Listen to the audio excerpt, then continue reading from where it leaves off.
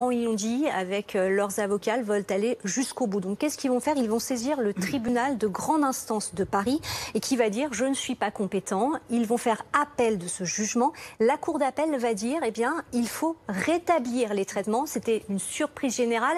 Et à 21 h, eh bien, les docteurs de Vincent Lambert vont réalimenter, réhydrater Vincent Lambert. La Cour de cassation est saisie. C'est une saisine qui a été effectuée par le gouvernement, par les ministres de la Santé, des Solidarités et la Cour de cassation va décider que la Cour d'appel n'était tout simplement pas compétente pour dire on arrête les traitements et donc par voie de conséquence, la Cour de cassation a ouvert la voie à arrêter de nouveau les traitements.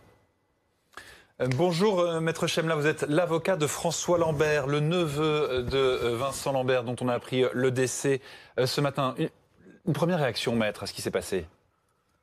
Bah écoutez, on arrive au bout de quelque chose et donc maintenant je dirais qu'il faut que la famille se recueille et puisse pratiquer les rituels qui suivent le décès dans la sérénité, dans la paix.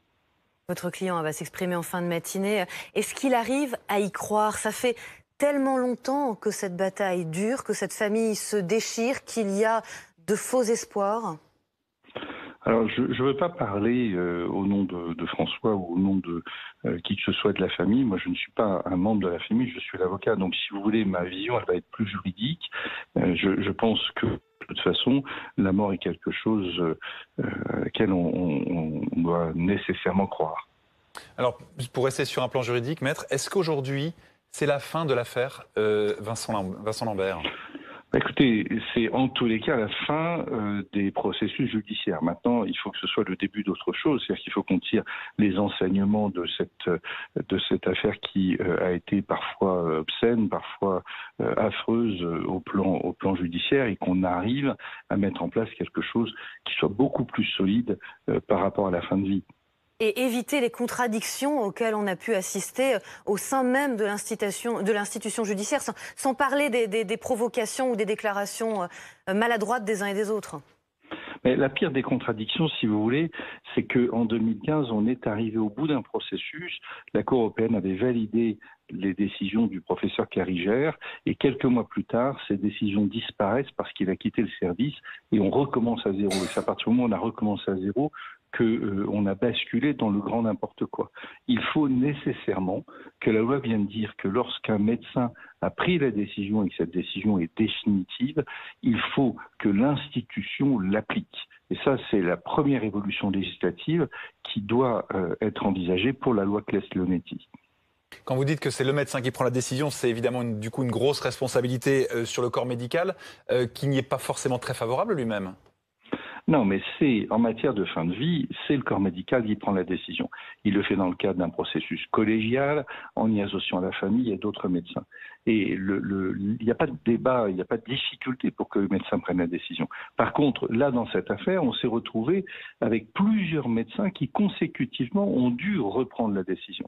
Carigère s'en va, il est remplacé par le docteur Simon, qui se retrouve à recommencer à zéro la procédure. Le docteur Simon n'y arrive pas. Ensuite, c'est le docteur Sanchez. Et on va se retrouver sur une succession de processus qui se recommencent, qui sont les mêmes. Et ça, c'est délirant et c'est complètement incohérent. Il faut absolument que la loi mette un terme à ça. Encore une fois, personne n'a gagné ce matin. Il y a juste une partie de la famille de Vincent Lambert qui considère qu'il est désormais libéré. En tant qu'avocat, une affaire pareille a été très éprouvante à gérer. Écoutez, c'est juridiquement, éthiquement et émotionnellement particulièrement important. Ce qui a été très compliqué, ça a été cette décision imbécile de la Cour d'appel de Paris, qui heureusement a été mise à néant rapidement par la Cour de cassation. Mais c'est vrai que ces allers-retours, ces incohérences judiciaires ont été épuisantes pour tout le monde. On avait évoqué la semaine dernière, au moment de l'annonce du nouvel arrêt des soins, Maître, le fait que ça allait sans doute prendre entre 1 et 2 semaines. C'est exactement ce qui s'est passé. Qu'est-ce qu'on vous avait dit à l'époque de ce qu'allait être le processus de toute fin de vie de Vincent Lambert ? Alors, la loi et l'éthique médicale prévoient un arrêt des traitements accompagné d'une sédation profonde. Là où on peut se demander si on n'est pas dans l'hypocrisie, c'est qu'à partir du moment où on bascule dans ce processus, on est certain que le patient ira en fin de vie. Et on peut se demander s'il est véritablement indispensable que ça dure de cette façon 8, 9, 10 jours.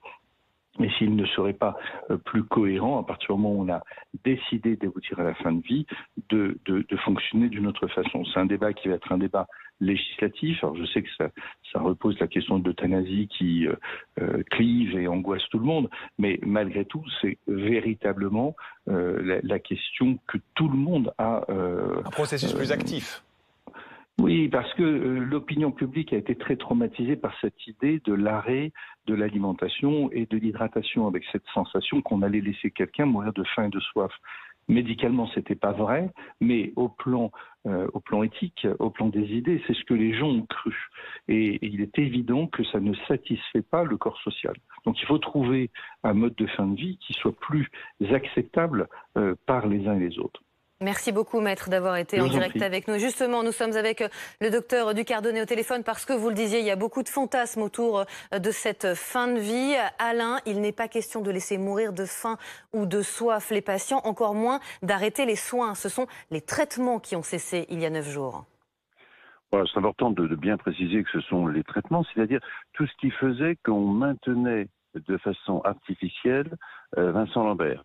À partir du moment où on arrête en effet l'hydratation et la nourriture, il n'y a pas de raison que l'organisme puisse s'autosuffire, et en particulier un certain nombre de toxines vont s'accumuler et qui vont mener au décès. Alors c'est vrai que la toute première fois, en 2013, l'arrêt des traitements ne s'était pas fait de façon complète. Et 31 jours après, au moment où la justice a décidé de la reprise des traitements, eh bien, Vincent Lambert est survivant, puisque l'hydratation permettait de maintenir les choses. Quand vous faites une grève de la faim et que vous vous hydratez, eh bien, vous pouvez tout à fait survivre. Cette fois-ci, le processus et la procédure, et j'entendais bien l'avocat, c'est vrai que ça paraît toujours très long et que ça paraît toujours très, très interpellant pour la famille en premier, et puis pour nous tous, de se dire, voilà, on le laisse mourir de faim et de soif. Ce qui n'est pas le cas. C'est vrai que médicalement, ce n'est pas le cas. Parce que d'abord, il n'y a pas de conscience. Et deuxième point, il y a une sédation profonde et continue qui fait que tout le système est déconnecté. Donc, il n'y a pas cette perception, hormis pour nous, de croire que, en fait, l'arrêt d'hydratation fait que Vincent Lambert va mourir de soif. Quel sentiment, docteur Ducardonnet, va laisser au médecin que vous êtes toute cette affaire ? Je crois que, en fait, ça nous laisse un petit peu sur. On est en train d'apprendre à mener ces fins de vie. C'est-à-dire que autant, ce que je veux dire est un petit peu difficile, mais autant, j'allais dire, cette fin de vie se déroule dans différents hôpitaux, dans différents centres de façon tout à fait, je dirais pas quotidienne, mais quasiment. C'est-à-dire que le process se fait de façon tout à fait bien organisée, avec des familles et des équipes médicales qui collégialement ont décidé qu'il n'y avait pas d'issue et que donc on pouvait laisser faire cette fin de vie. Autant là, en effet, l'histoire de Vincent Lambert, aussi compliquée, aussi chaotique, avec ses jugements à répétition, montre qu'en effet, il faut absolument promouvoir ces déclarations anticipées. C'est vraiment le point le plus important pour éviter toute cette sensation qu'on a eue d'épisodes extrêmement douloureux on remet en cause en permanence les choses. Que chacun rédige ces directives anticipées pour alléger le poids aussi qui pèse sur les médecins. Il y a toute cette question autour de la responsabilité des équipes médicales et de leur protection, parce que les plaintes aussi se sont multipliées. On le comprend, c'est-à-dire que, en fait, dans l'absolu, alors une première plainte a été déposée, peut-être qu'il y en a encore d'autres par la famille, par les parents, contre le docteur Sanchez. Il est sûr que d'imaginer d'arrêter comme ça les soins, on peut dire, voilà, en effet, c'est vous qui avez décidé la mort. Non, encore une fois, c'est la collégialité qui a souhaité que, n'ayant pas d'issue, eh bien, on laisse en effet cette fin de vie se dérouler. C'est vrai que ces plaintes sont complètement compréhensibles, mais les médecins ne font jamais qu'appliquer la loi. Il faut bien rappeler que la loi Leonetti, modifiée en 2016, a essayé de parer à toutes les éventualités et surtout à bien codifier ce que peut être cette fin de vie. Donc, logiquement, les médecins font leur travail, entre guillemets, même si ça paraît un petit peu dur, font leur travail, entre guillemets, sans bien évidemment enfreindre la loi. Vous restez avec nous, Alain Ducardonnet. Mélanie Vecchio, c'est vrai qu'il n'enfreigne pas la loi, disait notre consultant à l'instant, mais des plaintes, il y en a eu. Oui, il y en a eu. Il y en a eu une qui a été déposée, plusieurs même déposées contre le médecin, le premier médecin traitant de Vincent Lambert, Éric Carigère. Elle a été déposée par les parents, par les avocats. C'était il y a quelques années de cela, une plainte qui n'avait pas abouti à l'époque. C'était également contre le CHU. Et puis très récemment, les parents ont décidé de nouveau, c'était leur dernière plainte, vendredi dernier, de se présenter au parquet de Reims. Et le parquet de Reims a décidé d'ouvrir une enquête préliminaire le 9 juillet dernier pour tentative d'homicide volontaire en bande organisée. Alors évidemment, c'était un petit peu compliqué de savoir si cette plainte aboutira ou pas. En tout cas, la plainte précédente n'avait pas abouti. Il était allé jusqu'à la Cour de cassation, tout simplement parce que les juges avaient déclaré que le médecin, le docteur Carigère, avait respecté la loi. Tout cela a été extrêmement bien encadré, donc il n'y avait pas d'homicide, il n'y avait pas eu de tentative d'homicide volontaire. Le docteur Carigère, qui également avait été la victime de plainte, le sujet de plainte pour avoir dévoilé en fait le secret médical. C'est peut-être le paradoxe de l'information qu'on a apprise ce matin, mais pour la première fois dans cette histoire, les deux camps, les deux clans sont sans doute ce matin réunis dans la même douleur parce qu'ils ont et les uns et les autres perdu un être cher. Et vous vous souvenez, au moment où cette affaire est devenue objet de polémique, c'était pendant la campagne des européennes, il y avait cette tentation d'instrumentaliser une affaire totalement privée, totalement intime, à des fins politiques. Mais ce matin, au moment où on annonce la mort de Vincent Lambert, la vérité c'est que ceux qui souhaitaient l'arrêt des soins, comme ceux qui souhaitaient qu'on continue, c'est tous ces gens qui pourtant se sont combattus sur quelque chose d'essentiel, qui sont sans doute réunis ce matin parce qu'ils ont perdu un être cher. La deuxième chose qui me semble importante à dire, c'est que dans la loi Claes-Leonetti, il y a une sorte d'équilibre. Il n'y a pas d'obstination déraisonnable, d'acharnement thérapeutique, on dirait. Mais il n'y a pas non plus d'euthanasie, il n'y a pas de suicide assisté, mais en revanche, on donne les éléments aux médecins pour prendre la décision. Et quand on dit aux médecins, c'est bien aux médecins au pluriel. Ça n'est pas le docteur, Dieu suprême, au-dessus de tout, qui prendrait, tel Dieu, une décision de vie ou de mort. Non, à chaque fois, c'est une collégialité. Ce sont plusieurs médecins auquel on associe d'ailleurs les personnels soignants très souvent, et qui prend du temps. C'est pas une réunion dans une salle, c'est sans doute des heures et des heures de discussion avec un dossier, avec des responsabilités humaines. On regarde la vie des gens, la vie en un mot et la vie en deux mots. Donc tout ça prend beaucoup de temps et ce n'est pas aussi manichéen qu'on le dit. Et vous avez dit quelque chose tout à l'heure, Roselyne, qui me paraît très très juste, c'est que les convictions des uns et des autres, même si on se situe soi-même dans un camp ou dans un autre, elles sont tout aussi respectables les unes que les autres, sauf lorsqu'on atteint certaines extrémités, sauf lorsqu'on prononce des mots qui semblent indécents. Mais les convictions, elles sont respectables. Puisqu'on parle de mots, docteur Ducardonnet, expliquez-nous la différence entre cette euthanasie et ce qui s'est passé là, la différence entre faire mourir et laisser mourir. Alors, c'est très important de dire cela, parce que l'euthanasie, en fin de compte, c'est l'intention de donner la mort à une mort qui est rapide, avec une injection. C'est une injection létale. Donc c'est quelque chose de délibéré. Et la fin de vie telle qu'elle est menée dans le contexte de la loi et par les médecins correspond en fait à laisser la nature faire les choses, c'est-à-dire comme on l'a déjà dit, à partir du moment où vous supprimez les traitements, que vous gardez les soins. Il faut bien insister sur le fait que cette relation humaine par rapport au personnel soignant est conservée jusqu'au bout. Les massages, les gouttes dans les yeux, l'humidification de la bouche. On laisse faire la nature et la nature fait que, comme il y a un certain nombre de toxines qui s'accumulent, eh bien les différents organes vont s'arrêter progressivement. Donc c'est vraiment deux esprits. Alors comme ça peut paraître en effet relativement proche, mais c'est deux esprits qui sont totalement différents. Et la loi, pour l'instant, n'autorise que la fin de vie. On rappelle que pour l'instant, l'euthanasie n'a pas fait l'objet de loi la permettant. Vous restez avec nous, docteur. On va retrouver Charlotte Onfroy en direct du CHU de Reims, où Vincent Lambert est décédé ce matin.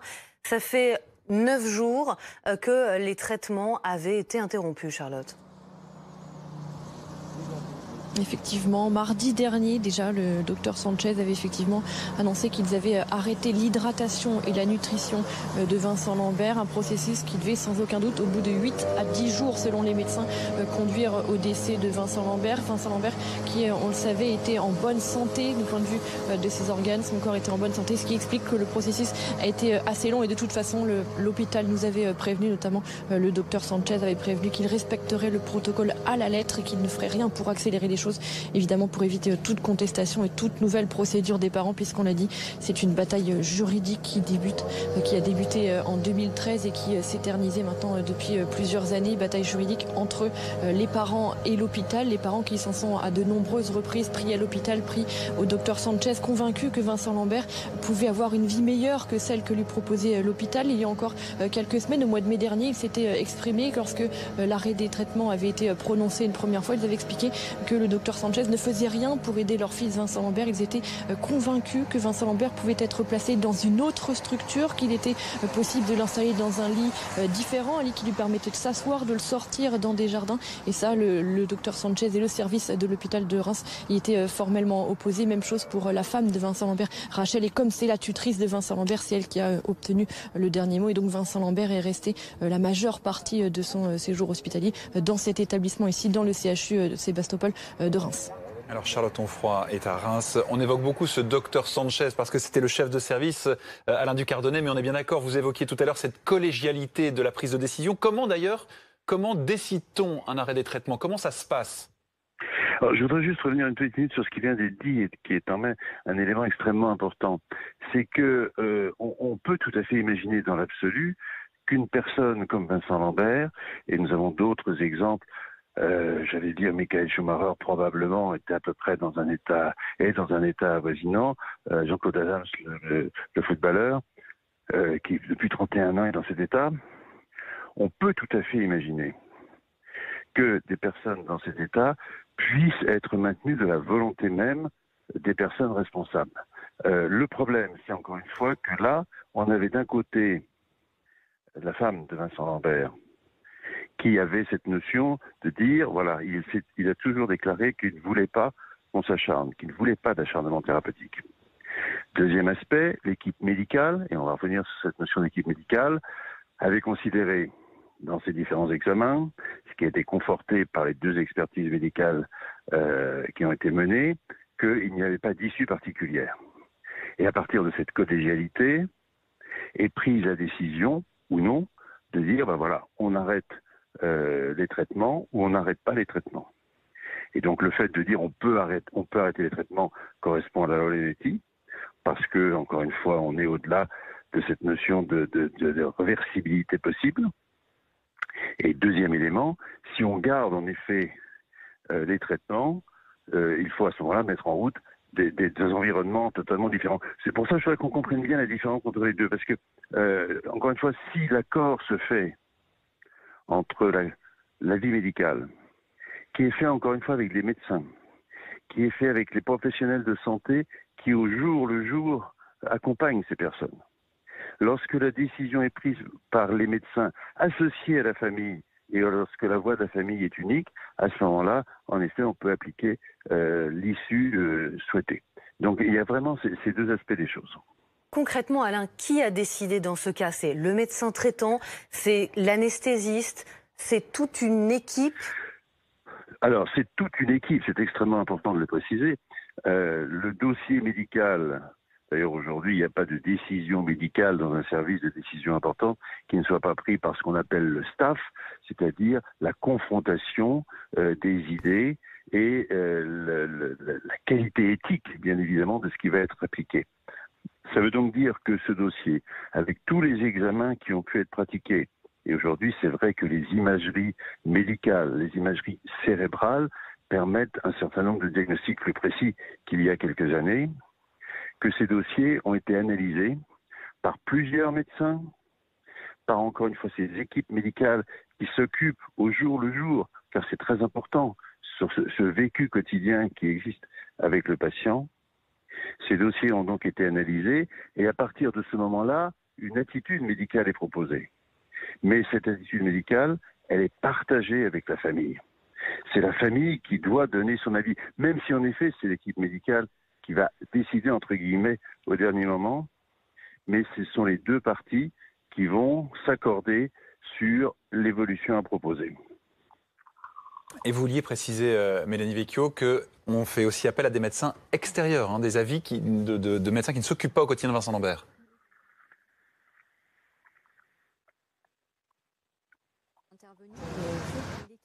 Accompagnante de Vincent Lambert, c'est-à-dire toutes les personnes du CHU qui avaient finalement quelque chose à dire, que ce soit l'infirmière, que ce soit son médecin traitant. Ça, c'était pour la première collégiale. Pour la seconde collégiale du docteur Carigère, il n'y avait pas eu un médecin extérieur, mais 3 médecins extérieurs, 3 neurologues.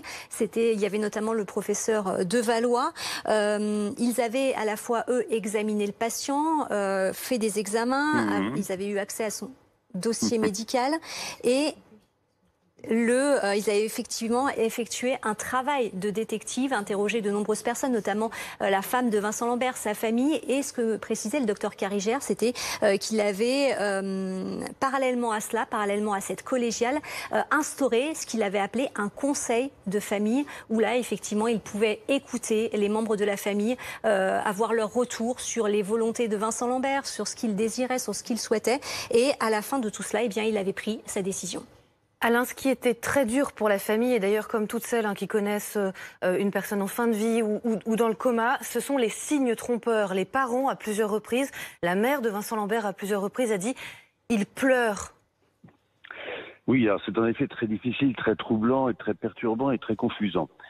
Parce que lorsque le cerveau n'est plus dans sa fonction de conscience, il n'empêche que sous le cerveau, il y a des centres automatiques nerveux qui font qu'un certain nombre de systèmes réflexes se mettent en marche, et en particulier cette notion de larmes possibles, même de mouvements des yeux qui sont des mouvements automatiques.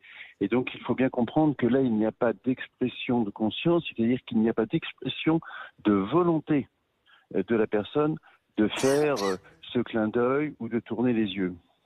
Et donc c'est vrai que c'est très confusant de voir en effet des mouvements qu'on interprète bien évidemment avec l'amour d'une mère, en disant bah voilà, il me regarde, il pleure, on le fait souffrir. Par exemple, une chose très simple que l'on fait, c'est qu'on pince au niveau de la peau le long des lèvres, et vous avez un réflexe. C'est-à-dire que là, vous avez une espèce de rictus qui correspond à un sourire.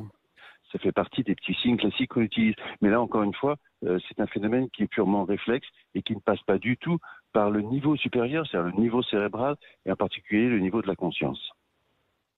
Depuis le 29 septembre 2008, Vincent Lambert est dans un coma profond, dans un état quasi végétatif. On a très peu d'images, évidemment, de Vincent Lambert sur son lit d'hôpital. Elle date pour certaines de plusieurs mois, de plusieurs années. Voilà le visage de Vincent Lambert sur une photo ancienne. Alain Ducardonnet, il faut quand même préciser à tous ceux qui nous écoutent que dans la majorité des cas, dans l'immense majorité des cas, dans les familles qui sont confrontées à une situation pareille, eh bien, les choses se passent en bonne intelligence entre les médecins et les proches. Alors, il y a en effet différentes situations. Et la maman de Vincent Lambert l'a dit plusieurs fois, Vincent Lambert n'est pas en fin de vie. Il y a en effet cette notion de fin de vie qui est une personne très âgée, très malade, avec plusieurs maladies.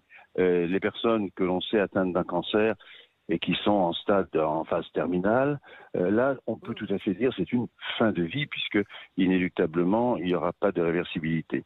Et puis, il y a ce deuxième aspect qui correspond à ces polytraumatisés de la route, à ces accidents neurologiques importants, qui fait que là aussi la notion de réversibilité n'est pas possible.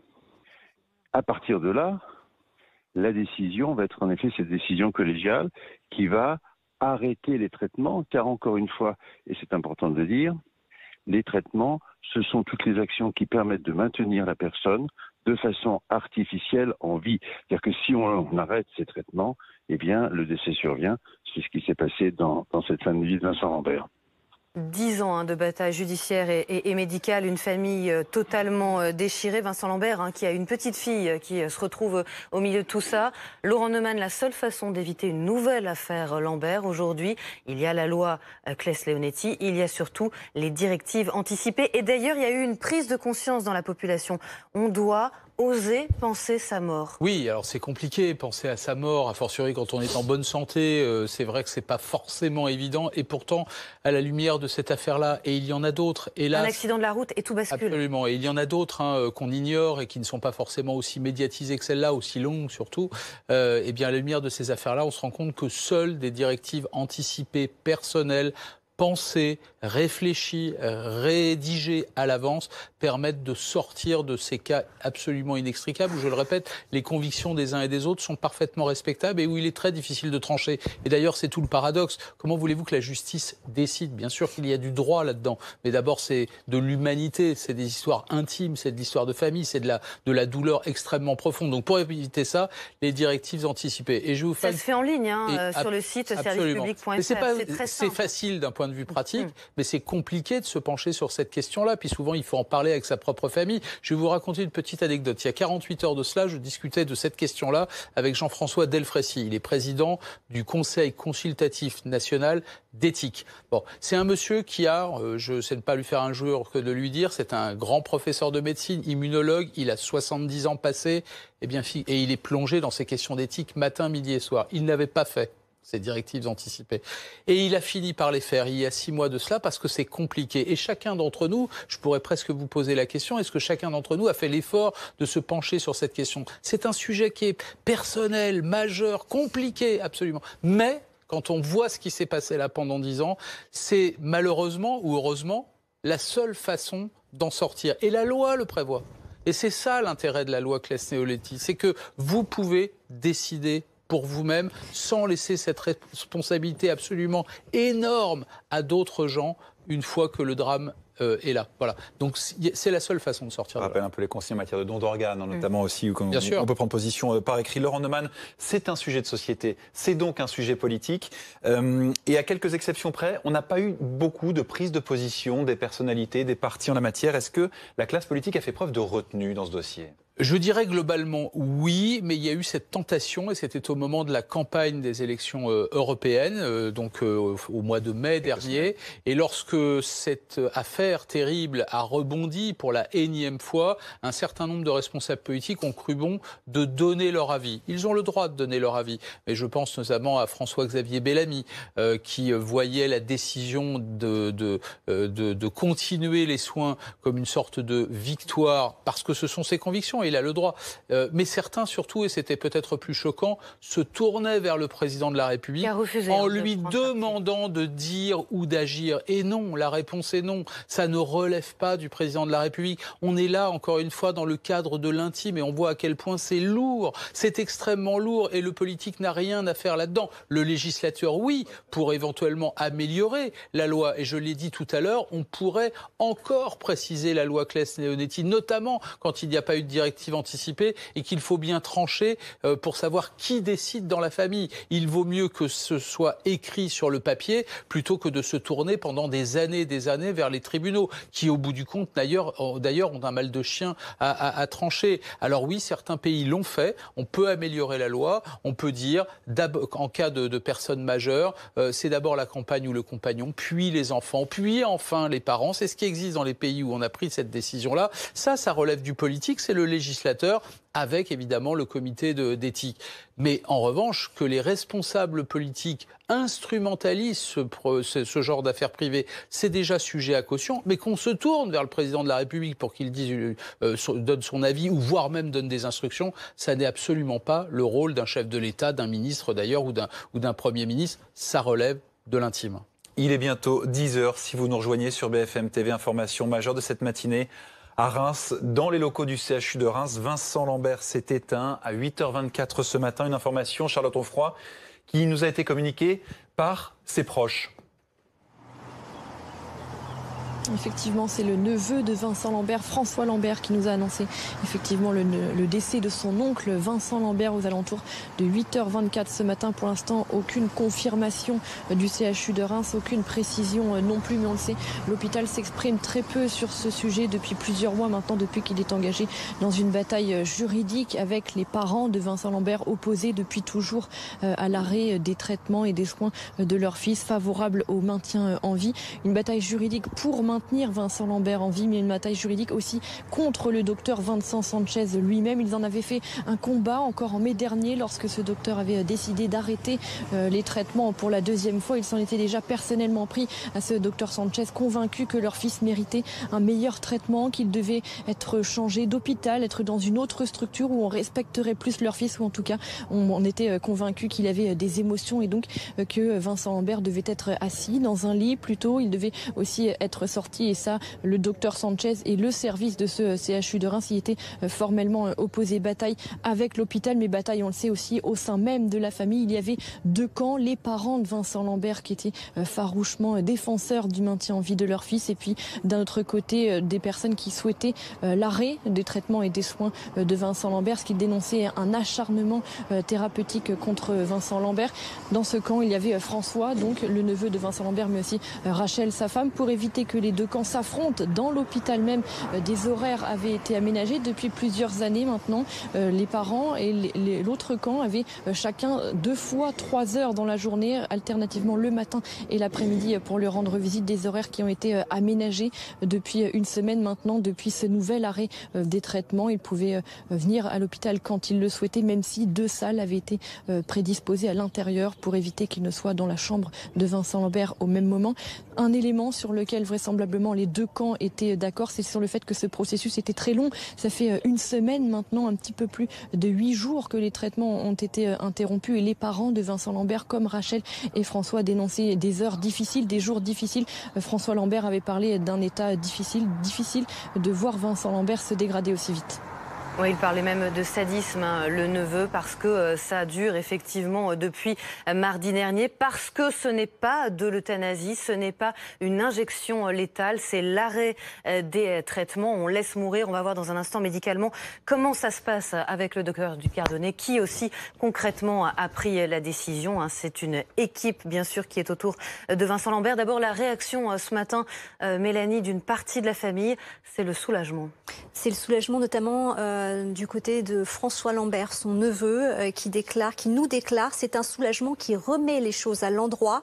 Nous nous y étions préparés depuis des années. Il faut dire que François Lambert, ce combat, il le mène depuis 2013. Il était extrêmement jeune à l'époque. Il s'est engagé pour justement que les traitements de son oncle ne viennent pas, soient interrompus. Et cela, il s'est engagé en 2013. C'était à l'époque, notamment, il a côtoyé le docteur Carigère, avec lesquels il avait de très bons liens.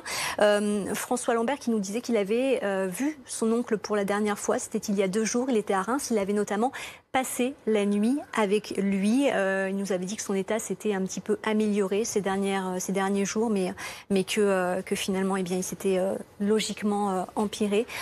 François Lambert, je vous le disais, qui a porté ce combat. C'est l'histoire de ma vie, c'est le combat de ma vie, m'avait-il confié il y a quelques jours encore à ce sujet. François Lambert qui prendra la parole vers 11h. Ce sera bien évidemment à suivre en direct sur BFM TV. Nous y étions préparés. Voilà ce qu'il vous a dit. Les parents aussi, Pierre et Viviane Lambert, qui avaient rédigé lundi ce communiqué. C'est terminé. La mort de Vincent est inéluctable. Alain Ducardonnet, on rappelle qu'on a arrêté les traitements, on n'a pas arrêté les soins. De quoi meurt-on quand on n'est plus ni hydraté ni alimenté ? Alors, c'est très important en effet de souligner que le personnel médical continue les soins, c'est-à-dire les massages, parce qu'en effet on est allongé et donc il faut faire des massages. On continue à hydrater la bouche. Alors c'est-à-dire qu'en fait que les muqueuses sont hydratées avec des compresses, qu'on continue à mettre des gouttes dans les yeux et que les soins d'hygiène bien évidemment sont assurés. Ce qui se passe quand on arrête les traitements, donc c'est en effet l'hydratation d'une part et la nutrition d'autre part, c'est que l'organisme va tourner sur lui-même et au bout d'un certain temps, et vraiment, j'allais dire, c'est 8-10 jours, classiquement, les spécialistes le disent, au bout de 8-10 jours, eh bien, les différents organes vont progressivement s'altérer, en particulier le rein. à partir du moment où le rein commence à ne plus éliminer suffisamment les toxines, et ces toxines vont en même temps produire au niveau cérébral un endormissement supplémentaire. La sédation profonde et continue, qui permet bien évidemment qu'il n'y ait aucune sensation particulière et qu'il n'y ait pas, s'il y avait le moindre doute d'une minime conscience, ça enlève bien sûr toute connexion possible. Et puis au bout d'un certain temps, le rein ne faisant plus son travail, s'accumule un certain nombre de toxines, dont une production élevée de potassium. Et on sait que le potassium, au niveau du cœur, eh bien, va à un moment donné arrêter le cœur, une fibrillation ventriculaire, c'est le terme technique, va faire que eh bien, la vie va s'en aller. Ça fait 11 ans, Alain, que Vincent Lambert est cloué sur ce lit. J'imagine que les examens se sont multipliés, notamment pour voir s'il avait une évolution au niveau de ses réponses, de son état de conscience. Comment s'est prise cette dernière décision, cette troisième décision d'arrêt des traitements?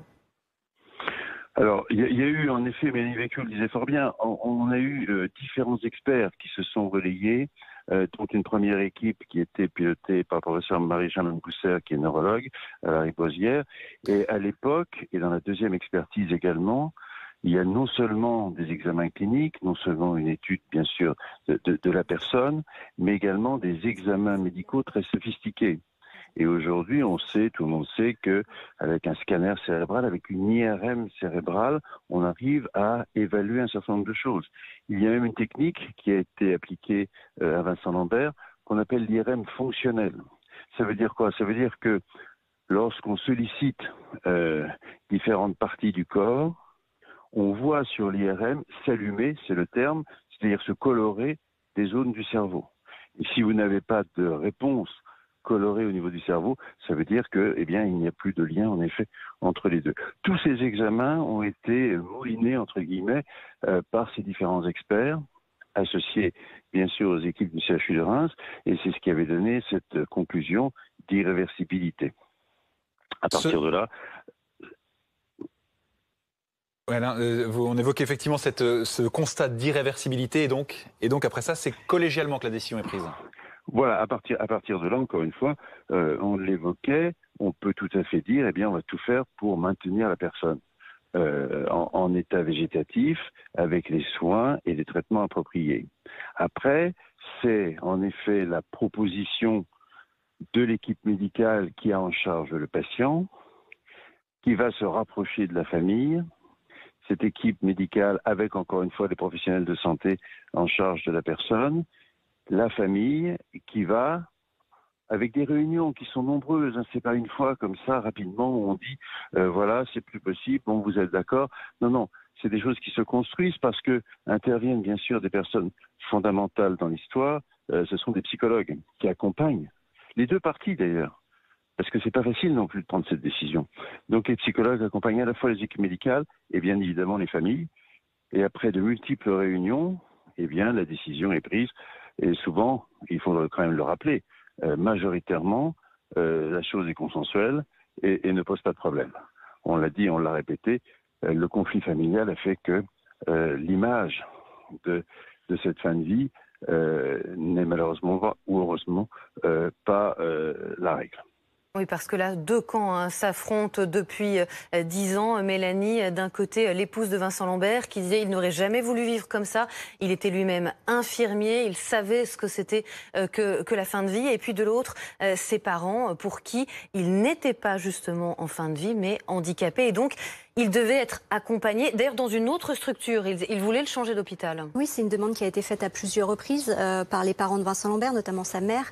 Elle souhaitait qu'il soit changé de structure, qu'il ne soit plus soigné au CHU de Reims, mais dans une structure spécialisée pour les personnes handicapées. C'était également l'un de leurs chevals de bataille à cette famille Lambert, aux parents Lambert.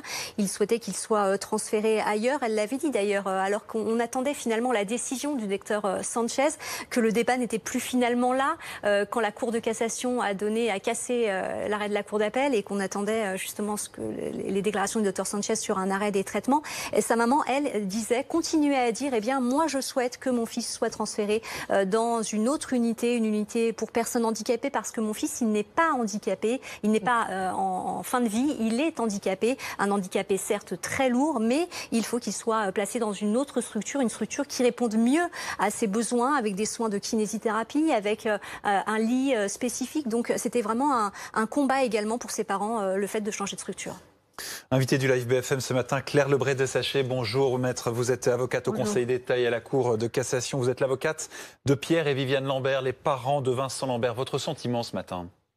Mes pensées vont d'abord, bien évidemment, à la famille de Vincent Lambert. C'est une véritable délivrance pour lui, car la fin a été horrible, que ce soit pour lui ou pour ses parents et ses proches, qui l'ont vu gémir, souffrir, dépérir en direct. Et c'est vrai que pour moi, c'est un immense gâchis, car des établissements spécialisés avaient accepté de l'accueillir. Il n'était pas en fin de vie, il était simplement très gravement handicapé. Et ce qui est dramatique également dans cette affaire, c'est que finalement, c'est la toute-puissance maintenant des médecins qui ont un droit de vie et de mort sur des patients qui sont malheureusement incapables de donner leur point de vue, puisque malheureusement ils sont en état végétatif et très gravement handicapés. Par ailleurs, il est vrai que le docteur Sanchez s'est précipité pour mettre sa décision à exécution, alors que le comité de l'ONU, encore une fois, avait demandé par 3 fois à la France de respecter les mesures conservatoires qui lui étaient demandées. Donc, encore une fois, c'est un immense gâchis. Et je n'ai pas d'autres mots pour m'exprimer. Oui, ce qui est compliqué, c'est que l'ONU, la justice européenne, la justice française n'étaient pas toujours sur la même longueur d'onde. C'est le temps du deuil, évidemment, maintenant pour cette famille, pour ses parents meurtris. Est-ce qu'au-delà, il compte poursuivre ce combat d'une façon ou d'une autre? Il disait se battre pour tous les handicapés, pas que pour leur fils. Écoutez, je ne les ai pas eus encore ce matin au téléphone, parce que bien entendu, je respecte leur deuil et leur douleur. Ils se sont battus, bien entendu, pour leur fils, mais également pour les 1700 handicapés qui sont dans le même cas que Vincent Lambert et qui sont très inquiets de la fin qui a été de la fin de cette affaire. Alors justement, maître, sur ces derniers jours, on avait senti à travers le communiqué qu'ils avaient publié lundi que Pierre et Viviane Lambert n'acceptaient pas ce qui se passait, mais qu'ils s'y étaient en tout cas résignés. Écoutez, monsieur et madame Lambert avaient toujours dit qu'ils ne voulaient absolument pas d'obstination déraisonnable et d'acharnement. Or là, Vincent Lambert était privé depuis plusieurs jours de toute alimentation et de toute hydratation. Et donc, ses fonctions vitales étaient vraiment touchées, notamment ses reins. Il aurait fallu le dialyser. Et là, c'était vraiment de l'obstination déraisonnable. Justement, monsieur et madame Lambert se sont battus parce qu'ils considéraient que leur fils n'était pas en fin de vie et qu'il était simplement gravement handicapé, mais qu'il n'y avait pas d'obstination déraisonnable, ce qu'avaient d'ailleurs dit les experts dans leur rapport demandé par le tribunal administratif de Châlons. Merci beaucoup, maître, d'avoir été en direct avec nous dans le live BFM. Nous sommes à présent avec Emmanuel Hirsch. Bonjour, merci. Vous êtes professeur d'éthique médicale à l'université Paris-Sud, Paris-Saclay. Comment faire pour qu'il n'y ait pas de nouvelles affaires Imbert?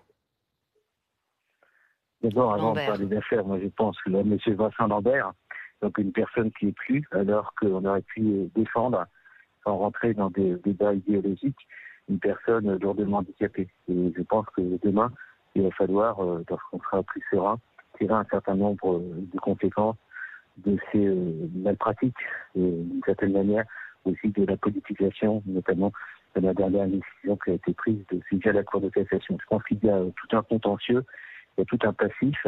Il faudra aller au fond des choses pour comprendre comment, en 2019, en France, alors qu'on a une loi qui devrait être en fin de vie protectrice des personnes vulnérables, on a mis à mort une personne qui était lourdement handicapée. Alors maintenant, vous dites comment, d'une certaine manière, comprendre un peu ce qui s'est passé. Je pense qu'il va falloir qu'on sorte des postures et des positions idéologiques pour essayer de prendre en compte, dans notre société, des personnes vulnérables comme M. Vincent Lambert. Il n'y a pas que des personnes en état végétatif persistant, il y a des personnes lourdement handicapées qui aujourd'hui éprouvent d'une manière extraordinairement douloureuse, et leurs proches aussi, le fait qu'on a dans une république, alors qu'on doit encore une fois être soucieux des plus vulnérables, trouver juridiquement des processus, des procédures pour mettre à mort une personne handicapée. Voilà les vraies questions aujourd'hui, avec beaucoup d'émotions que je me pose. C'est-à-dire que je suis depuis des années investi dans le domaine de l'éthique, je suis professeur d'éthique médicale. Au fond de notre préoccupation, on a le respect de la personne dans son intégrité, dans sa dignité. On a considéré qu'une personne qui n'avait pas pu exprimer un choix aurait préféré ne pas vivre une existence dont on a considéré qu'elle n'était indigne de ses plus. Ça pose beaucoup de questions pour notre société. Merci beaucoup Emmanuel Hirsch d'avoir été ce matin, d'avoir répondu à nos questions. Bonjour Alain Claes, vous êtes le maire de Poitiers, vous êtes l'un des auteurs de cette fameuse loi Claes-Leonetti. Est-ce que vous pouvez nous dire, Alain Claes, si tout a été respecté, si toute la procédure a été parfaitement suivie ou si elle a déraillé dans ce dossier Vincent Lambert? Je voudrais tout d'abord respecter ce temps pour la famille qui s'est tant déchirée sur le cas de Vincent Lambert. Le moment est venu pour eux de pouvoir, de façon apaisée, faire leur deuil. Par rapport à la question que vous formulez, je pense que la démarche a été respectée et rentre dans le cadre de la loi. Il y a eu tout d'abord un collège de médecins qui ont évalué la situation médicale de Vincent. Et unanimement, ils ont constaté l'état végétatif de Vincent Lambert. Et à partir de là, il pouvait être mis en place le protocole qui a été retenu. La question qui a fait débat durant tous ces longs mois, c'est que la famille se déchirait sur la volonté de Vincent Lambert, car il n'y avait pas de directive anticipée ou de personne de confiance. Alors, la plupart pensaient que c'était le souhait de Vincent Lambert de pouvoir avoir une fin de vie apaisée. Ce n'était pas la position des parents. D'où cette situation familiale tragique. C'est pour cette raison qu'aujourd'hui, il faut véritablement sensibiliser nos concitoyens pour qu'ils puissent rédiger leurs directives anticipées, pour qu'ils puissent déterminer une personne de confiance si à un moment ils se trouvent dans une situation tragique et où ils ne peuvent pas s'exprimer eux-mêmes. Et donc je crois que c'est le sujet aujourd'hui qui est devant nous. Alors, toute loi peut être améliorée, amendée, la loi est un cadre, ça ne remplace pas le dialogue singulier qu'il y a entre des équipes médicales et le patient, ou les équipes médicales et la famille, mais ça permet de fixer ce cadre. Et ce cadre, c'est la loi que nous avons élaborée avec Jean Leonetti. S'il y avait eu des directives anticipées des personnes de confiance, on n'aurait pas eu ce déchirement dramatique. Au-delà des démarches que nous pouvons faire, nous, en tant que citoyens, est-ce que vous compléteriez aujourd'hui votre texte? C'est pas à moi de le dire. Je crois que tout texte, il faut être extrêmement modeste, surtout sur des sujets comme cela, a besoin d'être évalué. Je crois qu'aujourd'hui, le vrai sujet, c'est que cette loi doit être mieux connue de la part de nos concitoyens pour qu'ils puissent s'approprier ces nouveaux droits. Plus la personne pourra exprimer ses souhaits, s'il devait arriver une situation de fin de vie extrêmement douloureuse, moins les conflits existeront. Alain Claes, un mot aussi de ce qui existe dans votre texte pour protéger les médecins d'éventuelles poursuites après l'aspect collégial qui est essentiel au cours de la procédure. Oui, c'est à la fois, c'est pas uniquement pour protéger protéger sur des éventuelles poursuites, mais la collégialité sur des sujets comme celui-là est indispensable. Je pense que c'est par l'échange, par la discussion du corps médical que des décisions doivent être prises. Et moi, j'ai une pensée aussi particulière aujourd'hui pour l'équipe médicale de Reims qui a eu à faire face à une situation particulièrement dure et difficile. Merci Alain Claes d'avoir été ce matin dans le live BFM. Ça fait 10 ans qu'elle dure cette affaire Lambert. Accident de la route pour Vincent Lambert qui depuis est donc cloué sur ce lit d'hôpital dans un état quasi végétatif et autour de lui sa famille qui se déchire. Retour sur les différentes étapes avec Stéphanie Zenati. C'est après un accident de la route en septembre 2008 que Vincent Lambert est hospitalisé au CHU de Reims. Dès son arrivée, il est plongé dans un coma artificiel et au bout de 2 ans et demi, après une batterie d'examens, la sentence tombe. Vincent Lambert se trouve dans un état de conscience minimal sans espoir d'amélioration selon les experts. Nous sommes en avril 2013. S'engage alors un protocole de fin de vie en accord d'abord avec la femme du patient, uniquement Rachel Lambert. Les parents, tenus à l'écart, saisissent le tribunal administratif de Châlons en Champagne et rétablissent l'alimentation et l'hydratation de leur fils une première fois.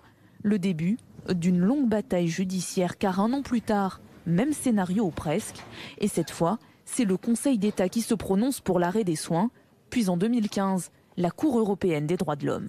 Vincent n'est pas un légume, Vincent n'est pas un mort-vivant comme on veut si bien nous le dire. La mère de Vincent Lambert n'abandonne pas.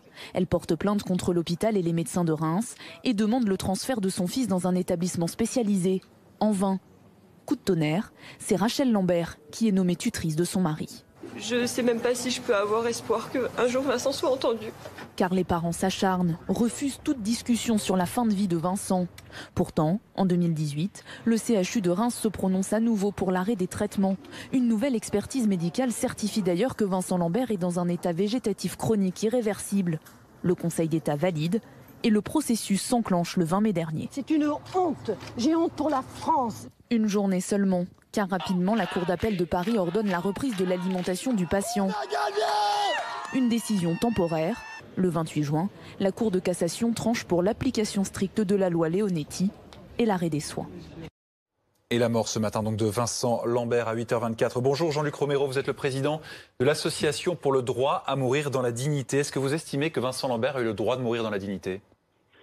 Écoutez, vous savez, son épouse a toujours dit, et la plupart de ses frères et sœurs, que lui qui était infirmier, s'il avait été dans cette situation, il n'aurait pas souhaité continuer. Il l'avait dit à plusieurs reprises, même devant ses collègues de travail. Donc je pense qu'au bout de 11 ans, il a été entendu, parce que je crois qu'il faut voilà, c'est d'ailleurs très très difficile de parler aujourd'hui de cet homme. Vous imaginez, il n'a pas demandé d'être le symbole de quoi que ce soit, et on commente tous aujourd'hui sa mort. Mais ce long calvaire était devenu insupportable, et je crois pour tout le monde, et particulièrement aussi pour la famille, quand on pense quand même à ces derniers jours qui ont quand même été extrêmement longs, qui prouvent d'ailleurs que cette loi ne fonctionne pas, où il a mis quand même plus d'une semaine à mourir sans être hydraté et sans être alimenté. Voilà, je pense qu'il était temps que ça se termine. Évidemment, vient maintenant le temps de se poser des questions sur la loi et les conditions dans lesquelles on meurt dans notre pays. Justement, pour vous, qu'est-ce qu'il faut changer dans ce texte ? Il y a déjà une première chose, vous savez, moi je le dis depuis tellement longtemps maintenant, j'ai l'impression qu'on va commencer à être entendu. Vous savez, l'affaire Vincent Lambert n'aurait jamais pu exister en Belgique, parce qu'en Belgique, ils ont prévu qui décide. Vous vous rendez compte quand même que quand vous vous mariez avec quelqu'un, que vous construisez votre vie avec une compagne ou un compagnon, que vous faites des enfants avec cette personne, c'est la personne dont vous êtes la plus proche, c'est elle qui doit pouvoir décider. Bien dans la loi belge, c'est comme ça. C'est la personne avec qui vous avez construit votre vie qui décide. S'il n'y en a pas, c'est des enfants adultes, et tout ça en cascade. Et les parents n'auraient pas pu s'opposer à la décision de l'épouse, en l'occurrence. Donc ça, je pense qu'il faut le régler. Et puis après, se posent plein de questions sur les directives anticipées, et surtout sur la sédation terminale. On voit bien que c'est une solution pour des personnes qui sont très âgées, dont le cœur est épuisé. Mais pour des personnes jeunes comme Vincent Lambert, vous vous rendez compte, 8, 9, 10 jours sans être alimenté, sans être hydraté, on voit bien que c'est pourquoi obliger à ce temps-là. Pourquoi ne pas laisser partir les gens en quelques minutes entourés des leurs? Donc ce sont des questions que le législateur doit enfin se poser. Vous savez, les Français ils demandent une autre loi sur la fin de vie, on en a eu 3, on voit qu'elle ne fonctionne pas. Eh bien il est temps de changer et de mettre surtout une loi qui mette la volonté de la personne en fin de vie au centre des décisions, ou en tout cas son représentant. Pour mettre des mots sur ce qu'on entend derrière les vôtres, Jean-Luc Romero, vous êtes partisan en tout cas pour ce qui concerne la toute fin de vie d'un processus beaucoup plus actif d'une euthanasie. Mais oui, parce que quel est le sens d'obliger quelqu'un à devoir agoniser pendant des jours? Alors ça a du sens peut-être pour certaines personnes et elles doivent être respectées, mais ceux qui ne le souhaitent pas, pourquoi obliger des personnes à devoir agoniser pendant 5, 6, 7, 8, 9, 10 jours, d'autant qu'on ne sait pas s'il y a des souffrances, il n'y a jamais d'études qui l'ont montré, mais il y a des signes cliniques. Il n'y a pas une résistance du corps médical aussi? Comment? Il ne peut pas y avoir une résistance du corps médical face à un processus plus actif? Le corps médical, il peut avoir une clause de conscience. D'ailleurs, c'est quand même étonnant parce qu'en ce qui concerne Vincent Lambert, on l'a endormi, on sait qu'il ne va jamais se réveiller, on lui a enlevé des sondes gastriques, on a quand même fait des gestes actifs. Mais moi, je pense que le corps médical doit être respecté. Ceux qui ne souhaitent pas regarder les pays qui autour acceptent d'aider les personnes, il y a une clause de conscience. Jamais un médecin, jamais un soignant ne sera obligé à faire quelque chose comme ça contre sa volonté. Vous savez, c'est exactement la même chose pour l'avortement.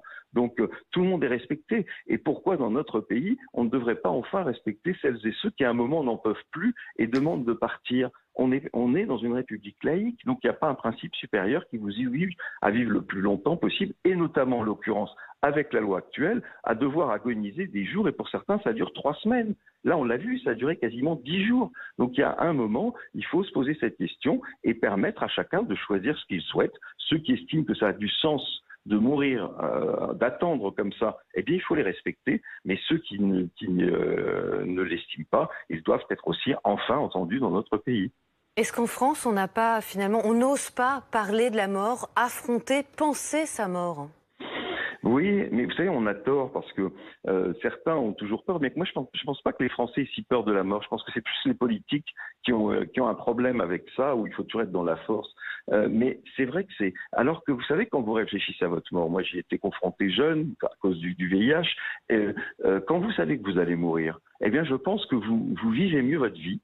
Et vous aimez peut-être mieux vos proches. Donc avoir une réflexion autour de la mort, la préparer, c'est plutôt quelque chose de sain et qui vous permet au final de mieux vivre. Donc que chacun y pense, que chacun écrive des directives anticipées, parce que c'est un moment où vous pouvez les faire à côté de vos proches, à côté de votre famille, pour discuter ce que vous souhaitez. Et vous savez, quand vous discutez de ce sujet qui est difficile avec vos proches, ça vous permet de discuter de tous les autres sujets. Ça fait tomber des tabous. Donc oui, il faut penser à la mort, ce n'est pas du tout malsain. Au contraire, c'est le meilleur moyen de bien vivre sa vie.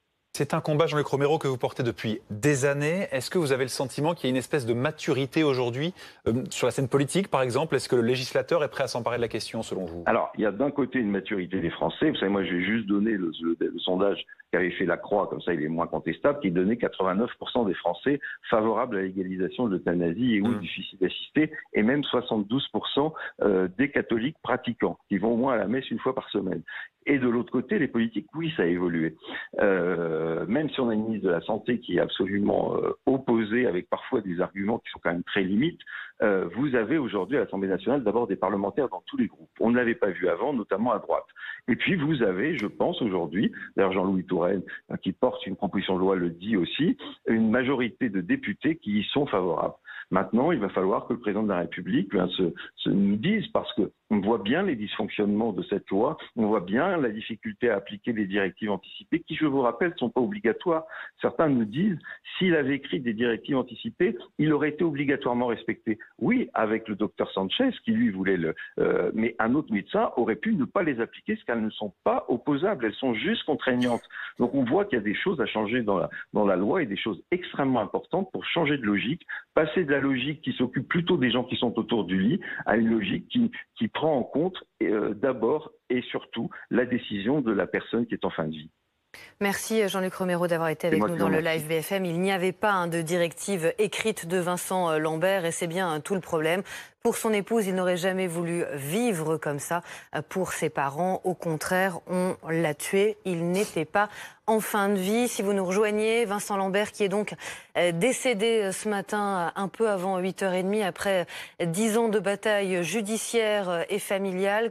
Charlotte Onfroy, on vous retrouve en direct du CHU de Reims, où il était hospitalisé depuis son très grave accident de la route et où les traitements ont donc, pour la 3e fois et définitivement, été interrompus mardi dernier. Effectivement, mardi dernier, le docteur Sanchez, chef du service dans lequel était hospitalisé Vincent Lambert, a effectivement décidé d'arrêter une 3e fois les traitements de Vincent Lambert. Fin de la nutrition et de l'hydratation, c'est sans aucun doute ce qui a conduit à son décès, même si pour l'instant l'hôpital ne donne aucune précision. L'hôpital, on le sait, était engagé dans une bataille juridique avec les parents de Vincent Lambert et depuis quelques semaines, quelques mois, avait pris l'habitude de ne pas s'exprimer pour éviter toute contestation et toute nouvelle bataille avec la famille. La famille, on ne l'a pas encore aperçue aujourd'hui. On l'imagine à l'intérieur de l'hôpital. Depuis plusieurs semaines, des horaires aménagés avaient été mis en place afin de permettre à tout le monde de pouvoir rendre visite à Vincent Lambert. Des sessions de 3 heures, 3 heures le matin, 3 heures l'après-midi pour que chaque camp puisse alternativement passer un petit peu de temps avec Vincent Lambert. Ces horaires ont été de nouveau aménagés la semaine dernière lorsque les traitements ont été interrompus pour la 3e fois. Chacun pouvait venir à l'hôpital quand il voulait, mais les deux camps avaient eux-mêmes demandé à l'hôpital de mettre en place à l'intérieur 2 salles afin qu'ils puissent attendre leur tour dans une salle et ne pas être en compagnie de Vincent Lambert en même temps. Un point sur lequel en revanche la famille était d'accord, ils souhaitaient être tous ensemble autour de Vincent Lambert au moment de son décès. C'est pour ça qu'on les imagine en ce moment même à l'intérieur de l'hôpital. On le sait de toute façon, sa femme Rachel était présente de façon quasiment continue depuis plusieurs jours. Elle a passé de nombreuses nuits à l'hôpital. Même chose pour les parents qu'on a vu très régulièrement encore hier venir 2-3 heures le matin, 2-3 heures également l'après-midi. Pour l'instant, ils ne se sont pas exprimés suite à ce décès. On le sait, en revanche, François Lambert, le neveu de Vincent Lambert, devrait s'exprimer. Ce sera tout à l'heure aux alentours de 11h. Charlotte Onfroy, il a quand même eu des mots déjà ce matin, François Lambert. Oui, François Lambert qui nous a déclaré c'est un soulagement qui remet les choses à l'endroit. Nous y étions préparés depuis des années. Ce sont les premières déclarations de François Lambert qui nous a confirmé le décès de Vincent Lambert ce matin aux alentours de 8h30. François Lambert, le neveu de Vincent Lambert qui est engagé dans cette bataille depuis 2013 déjà. C'est lui qui avait effectué notamment les seconds recours devant le Conseil d'État parce que la procédure s'était compliquée et qu'il n'avait pas eu gain de cause. C'était en 2016. François Lambert qui a fait ce combat, nous a-t-il dit il y a quelques jours, le combat de sa vie. Le combat familial a été particulièrement rude. Les parents, en début de semaine, ont dit qu'ils arrêtaient les recours judiciaires. Mais depuis 10 ans, on a eu quand même aussi une bataille médiatique à coups de vidéos diffusées de Vincent Lambert cloué sur son lit. Des allers-retours aussi devant tous les tribunaux. Oui, c'est une famille qui se déchirait avant même, il faut le savoir, l'accident de Vincent Lambert. Cet accident qui a véritablement disloqué cette famille. D'un côté, il y avait Rachel, son épouse, et puis François Lambert, son neveu, 6 autres frères et sœurs, et de l'autre côté, les parents de Vincent Lambert, un demi-frère et David Philippon et une sœur de Vincent Lambert, donc une famille vraiment explosée. Les parents de Vincent Lambert qui l'ont dit à plusieurs reprises qu'ils souhaitaient aller jusqu'au bout, qui ont épuisé tous les recours juridiques possibles jusqu'à aller jusqu'à la Cour de cassation, le Conseil européen des droits de l'homme et puis très récemment encore le Comité des droits des personnes handicapées de l'ONU. La mère de Vincent Lambert qui s'était rendue à Genève pour lancer un appel au secours finalement au gouvernement français, enfin plus spécifiquement à l'ONU pour que le gouvernement français en soit destinataire et qui finalement s'était résigné il y a quelques jours de cela parce que l'état de son fils nous avait dit ses avocats s'étaient dégradés et qu'il ne voulait pas faire d'acharnement thérapeutique. Sa mort était inéluctable, ont écrit les parents. Alain Ducardonnet, vous êtes le consultant santé de BFM TV. La décision de l'arrêt des traitements avait été prise et appliquée il y a une dizaine de jours. Mais depuis 10 jours, Vincent Lambert était très entouré. Le personnel médical continue à prendre soin de lui. C'est toute la différence, en effet, entre l'arrêt des traitements et l'arrêt des soins. L'arrêt des traitements, c'est d'arrêter tout ce qui maintient artificiellement la personne et qui garde donc l'équilibre des différents organes. Par contre, les soins, bien évidemment, c'est-à-dire la relation du personnel soignant par rapport à la personne, tout ce qui est massage, tout ce qui est hydratation de la bouche, tout ce qui est s'occuper des yeux, l'hygiène bien évidemment, tout cela, cette relation a bien sûr été maintenue. C'est la dignité humaine qui l'impose et c'est une évidence. Encore une fois, l'arrêt des traitements, et j'entendais tout à l'heure Jean-Luc Romero très justement poser les très bonnes questions. C'est vrai qu'aujourd'hui, quand on regarde pour ce cas particulier de Vincent Lambert, de se dire mais pourquoi 8-10 jours la difficulté, encore une fois, c'est le législateur qui pourrait trancher, c'est de se dire l'euthanasie dans ce contexte-là aurait pu être souhaitée, des médecins auraient pu l'accepter, d'autres ne pas l'accepter, et ça je crois encore une fois la clause de conscience elle est valable en médecine comme dans d'autres domaines. Le problème est de légiférer pour l'ensemble.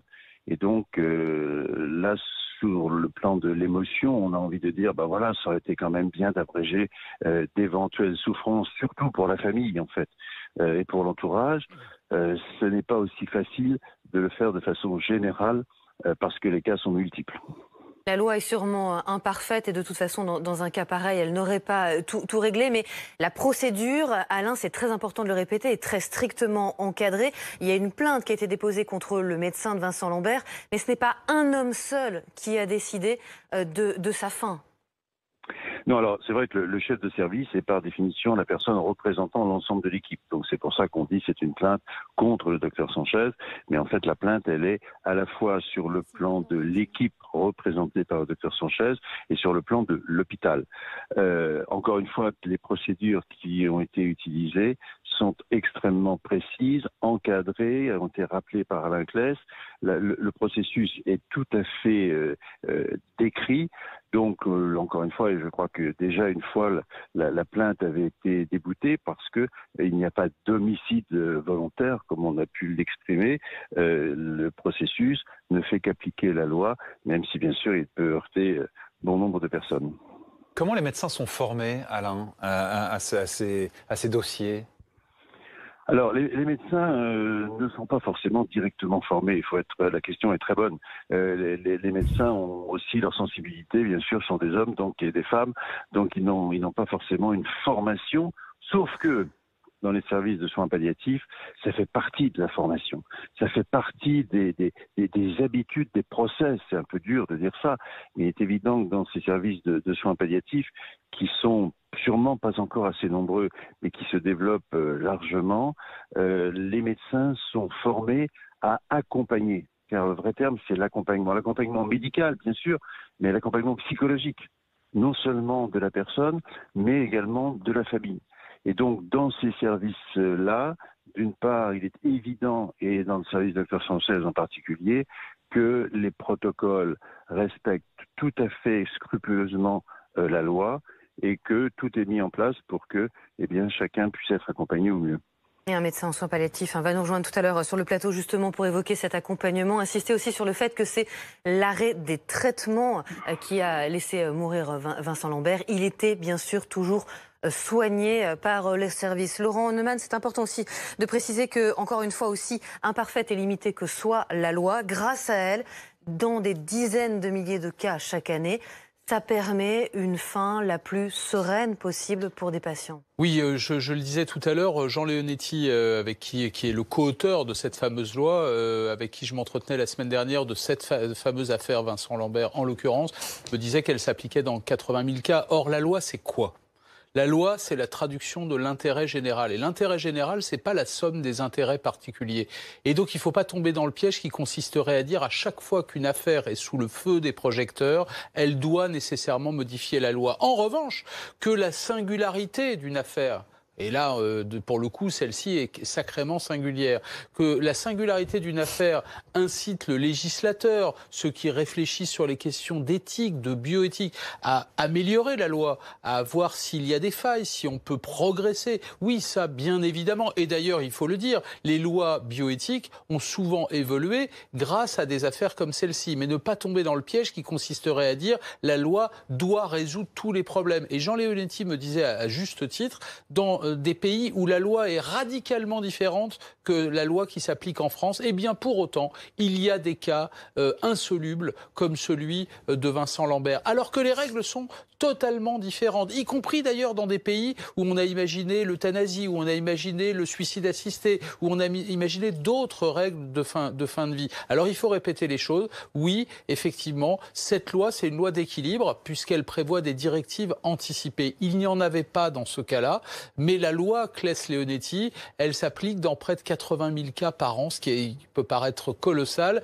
et elle offre aux médecins et aux familles un cadre. C'est à ça que sert la loi. Alors qu'on puisse améliorer la loi, oui, tout le temps. Que l'on remette sur la table des débats comme la question du suicide assisté, oui, et chacun défendra ses propres convictions. Mais attention à ne pas tomber dans le piège qui consisterait à dire à chaque nouvelle affaire, une nouvelle loi en matière d'éthique et de bioéthique. Ça n'est pas comme ça que ça se passe. Puisqu'on parle de loi Laurent Neumann, et on l'entend ce matin à travers les différentes réactions qui nous parviennent, on tourne les regards vers le législateur, vers la puissance publique et vers le sommet de l'État, notamment vers Emmanuel Macron, qui n'a pas pris position dans ce dossier précis et qui n'a pas prévu de loi sur la question. Alors, c'est une bonne question, mais en réalité, elle a deux aspects. Vous avez raison de dire que le président de la République n'a pas voulu se mêler de cette affaire précisément, et de mon point de vue, il a bien fait. Et pourtant, souvenez-vous, au moment des élections européennes, certains l'incitaient à le faire. Ça n'est pas le rôle du président de la République, et d'ailleurs, je pense que ça n'est pas le rôle du politique. En revanche, c'est le rôle du politique de s'intéresser à la loi et de voir si le cadre législatif, lui,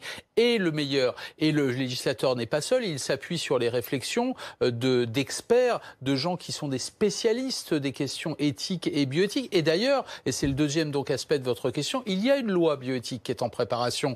Mais cette question qui était évoquée par Jean-Luc Romero tout à l'heure, du suicide assisté, de l'euthanasie, de nouvelles voies en matière de fin de vie, ces questions-là n'ont pas été retenues par le Conseil national consultatif d'éthique. Et donc elles ne figureront pas dans la future loi de bioéthique. En revanche, qu'à la faveur d'une affaire, je le répète, comme celle de Vincent Lambert, et il y en a eu d'autres avant celle-ci, on puisse s'interroger sur l'amélioration de la loi. Oui, et d'ailleurs les auteurs de la loi, Jean Leonetti, Alain Clette, ne sont pas défavorables à ça. On peut toujours améliorer les choses. Mais il me semble que la loi Claes-Leonetti, quelles que soient les convictions des uns et des autres, offre un cadre extrêmement précis, à la fois pour les familles, mais aussi pour les médecins. Parce qu'évidemment, ce matin, on pense évidemment au deuil de cette famille. Mais je crois qu'il faut avoir aussi une pensée pour toutes les équipes médicales, et Mélanie Vecchio le disait tout à l'heure, qui se sont succédées toutes ces années, pour qui ça a été un très long calvaire, ça a été extrêmement douloureux, compliqué sur le plan scientifique, médical, humain pour gérer quelque chose comme ça. Et la loi Claes-Leonetti, elle offre des instruments pour gérer tout ça. Alors oui, rien n'est parfait.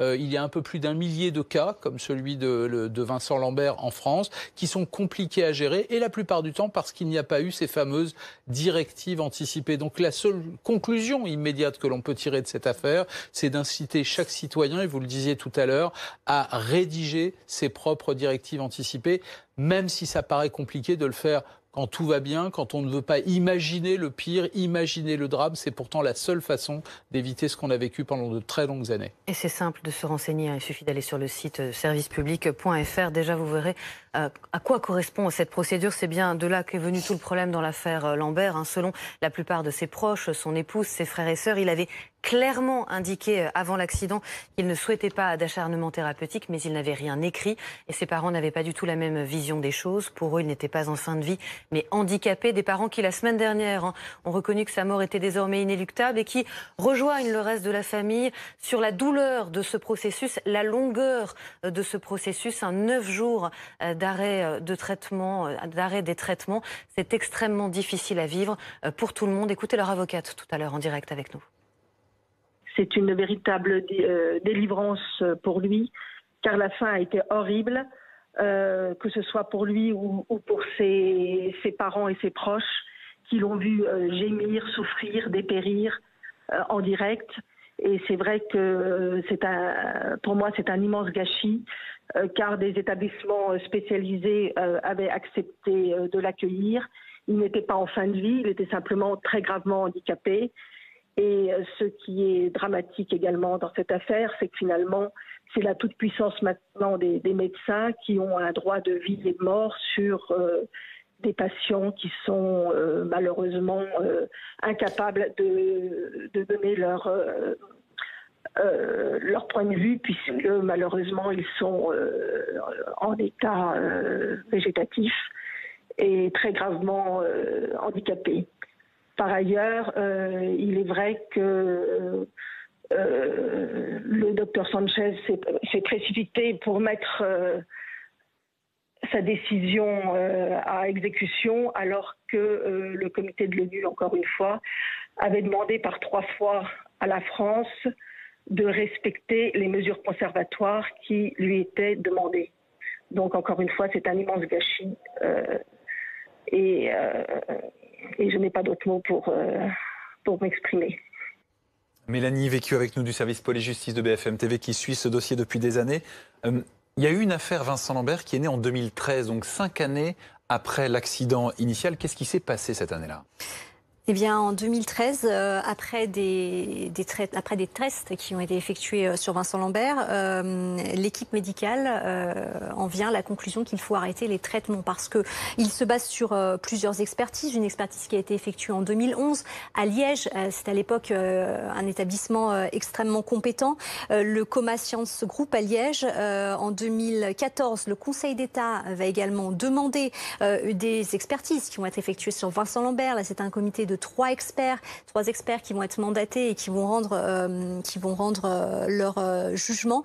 Et là, eh bien, ils vont conclure un état végétatif. Et c'est à partir de là que le docteur Éric Carigère, qui était son médecin traitant à l'époque, va décider d'entamer une procédure collégiale d'arrêt des traitements. Mais qu'est-ce qu'il va faire ? Il ne va pas prévenir l'ensemble de la famille, il va prévenir uniquement son épouse, Rachel Lambert, qui à l'époque n'était pas sa tutrice. Rachel Lambert qui était uniquement son épouse, il ne va pas prévenir ses parents, et ce sont ses parents qui vont l'apprendre 16 jours après l'arrêt des traitements, qui vont apprendre par hasard cet arrêt des traitements et qui vont décider d'entamer une procédure judiciaire contre le docteur Carigère. On est en avril 2013 et à ce moment-là, eh bien, le tribunal administratif de Châlons-en-Champagne va donner raison aux parents en disant que le docteur Carigère aurait dû les prévenir avant de débuter toute procédure collégiale, tout arrêt des traitements. C'était pas assez explicite. Exactement. Alors, en fait, voilà, tout à fait. Et le docteur Carigère qui va entamer une seconde procédure, cette seconde procédure qui va aboutir en l'occurrence, mais le docteur Carigère, lui, ne sera déjà plus là.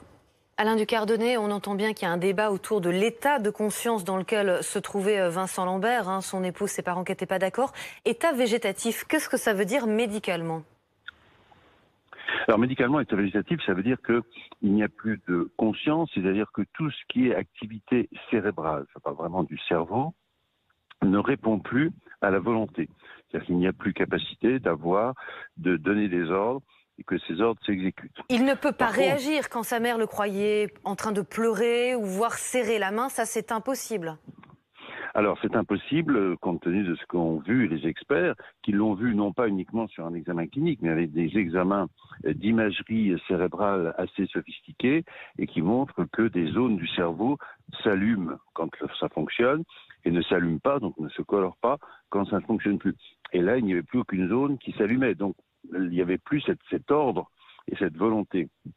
Par contre, en dessous du cerveau, vous avez des centres automatiques au niveau de la moelle, au niveau du haut de la moelle, qui peuvent en effet, sur des sollicitations, donner des attitudes réflexes.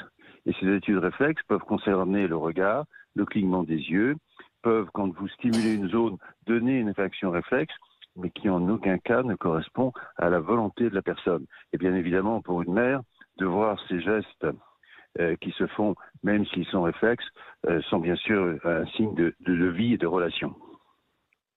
Avec la question de la réversibilité, évidemment, qui est au cœur de cette prise de décision. Alain Ducardonnet, on va vous retrouver dans quelques instants. On retournera à Reims également, au CHU, où donc le décès de Vincent Lambert a été constaté ce matin à 8h24. Dans quelques minutes, son neveu, François, qui porte depuis des années ce combat pour l'arrêt des traitements, eh bien, devrait prendre la parole. Ce sera évidemment à suivre en direct sur notre antenne. Dans l'actualité également, ce matin, Conforama